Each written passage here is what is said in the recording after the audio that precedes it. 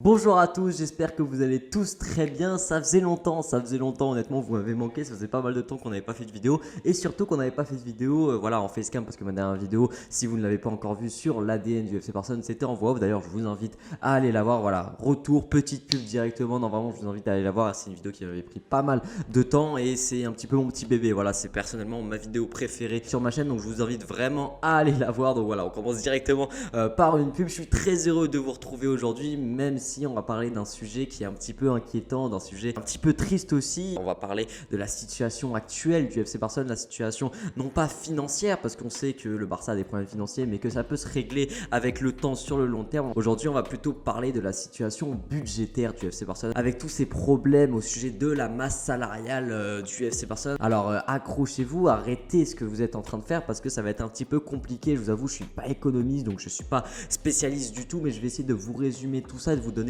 mon avis un petit peu comme d'habitude sur cette situation du FC Barcelone, et c'est un petit peu compliqué. Alors on va tout de suite commencer avec les règles de la Liga, parce que c'est de là dont part tout ce merdier. Évidemment, les règles de la Liga ont changé à cause de la crise économique liée au Covid-19. Le plafond de la masse salariale pour les clubs de Liga, qui était avant de 600 millions d'euros, est passé à 350 millions d'euros, et on sait que le FC Barcelone est un club qui a donné des énormes salaires ces dernières années. Merci Bartomeu, je pense qu'on va pas mal dire ces deux mots dans cette vidéo. Merci Bartomeu. Donc la masse salariale du club à l'heure actuelle, elle est de 550 millions d'euros. C'est juste énormissime. Donc le club doit réduire sa masse salariale de 200 millions d'euros, et ce avant le 15 août, donc le début de la saison en Liga face à la Real Sociedad, et ce malgré les ventes de Konrad de la Fuente, de Todibo, de Junior Firpo à Leeds et le départ en prêt de Trincao à Wolverhampton. Donc à l'heure actuelle, à cause de cette situation, le FC Barcelone ne peut pas enregistrer ses nouvelles recrues, à savoir Memphis Depay, à savoir Eric Garcia, à savoir Emerson Royal, mais aussi Agüero ou encore Lionel Messi, qui du coup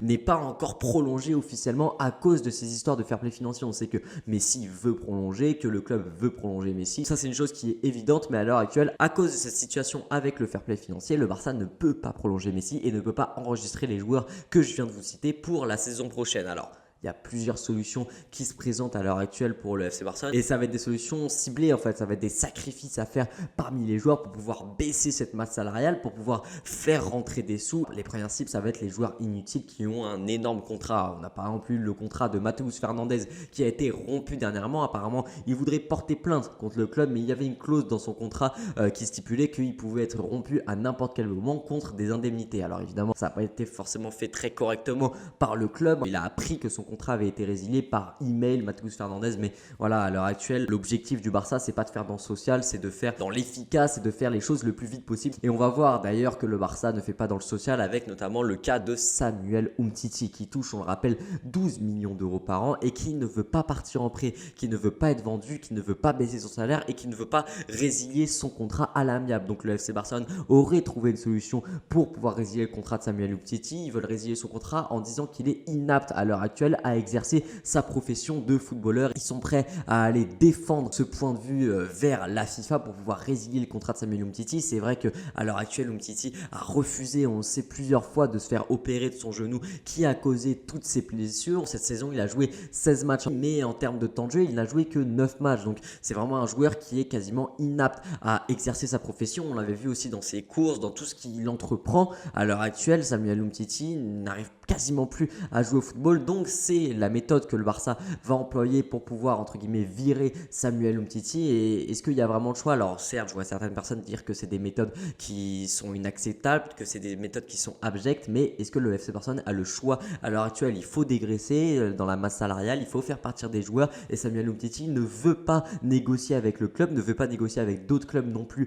pour pouvoir partir. Donc on va être dans l'obligation de le faire partir de cette manière-là. Ensuite, on va avoir évidemment Philippe Coutinho et son salaire de 14 millions d'euros par an net. Donc le Barça cherche aussi un club, que ce soit en prêt ou en vente dans l'idéal, qui serait prêt à payer ce salaire-là, sachant que s'il part en prêt, le Barça économisera dans sa masse salariale plus de 28 millions bruts par an, parce que son salaire brut c'est ça à Philippe Coutinho, mais devra continuer à payer des frais à Liverpool. Mais l'important maintenant, c'est la masse salariale. On sait, comme je vous l'ai dit en début de vidéo, que financièrement, même s'il y a des problèmes, c'est réglable avec le temps. Voilà, une dette, ça s'allonge, mais là, dans la masse salariale, le problème, c'est que c'est sur le court terme parce que le début de la saison, c'est dans un petit peu plus d'un mois. On a aussi Miralem Pjanic que le club cherche aussi soit à vendre, soit à prêter, soit à rompre son contrat avec un accord à l'amiable. Cela ferait économiser plus de 16 millions bruts par an dans la masse salariale au FC Barcelone. Ensuite, les deuxièmes cibles du côté du Barça, ça va être les joueurs qui vieillissent et qui sont en baisse de niveau. On peut notamment penser à Gérard Piqué, Sergio Busquets et Jordi Alba qui ont respectivement des salaires de 12 millions par an pour les deux premiers et Jordi Alba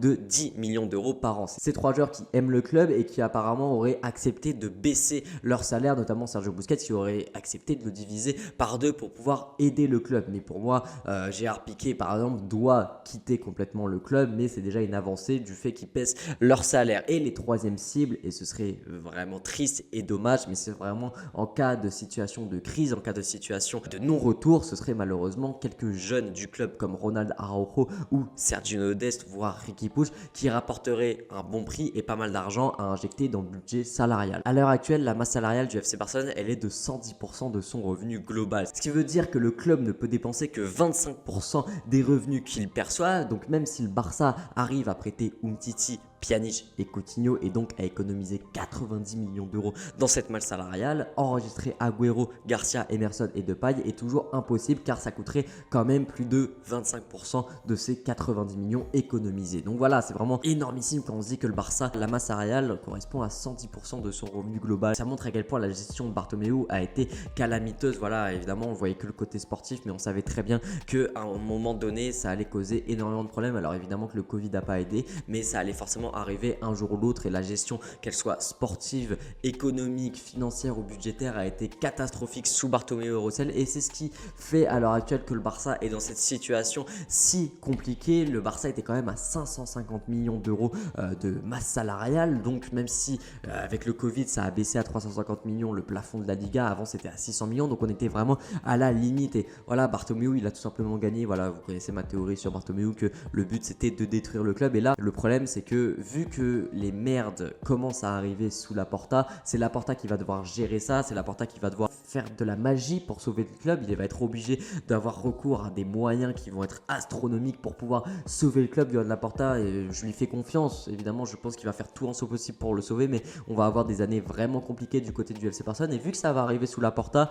la grande majorité des personnes vont penser que c'est à cause de Laporta, alors que on sait tous, en s'y intéressant un minimum, que ça va être à cause de Bartomeu Rossell, mais vu qu'ils ne seront plus présidents, c'est Laporta qui va devoir tout prendre dans la gueule. Et voilà, ils ont gagné parce que du coup la présidence de Laporta va être vraiment compliquée. Si d'ici 6 ans il n'arrive pas à régler toutes ces affaires, parce que rien n'est moins sûr à l'heure actuelle, il sera sûrement pas réélu parce que on sait que ça marche surtout sur les résultats sportifs, les élections du côté du FC Barcelone. Donc là on a énormément d'inquiétudes par rapport à ça. Moi c'est plus pour l'avenir que je m'inquiète. Pour le présent, évidemment on va vivre des années compliquées. On a toujours dit que le Barça pourrait devenir un jour le nouvel AC Milan et là on est clairement en train de s'y diriger. On se rappelle que quand l'AC Milan a commencé à chuter, il s'intéressait énormément à des joueurs libres aussi comme le Barça à l'heure actuelle. Donc on va voir comment Laporta va régler ça. Là il reste un peu plus d'un mois pour régler tous ces soucis au niveau de la masse salariale et après il va falloir régler les problèmes financiers puis les problèmes sportifs. C'est vraiment très compliqué à l'heure actuelle le FC Barcelone. Alors on verra comment ça se passe la saison prochaine. L'objectif il n'est même plus sportif pour le FC Barcelone. Merci Bartomeu, voilà, merci pour tout.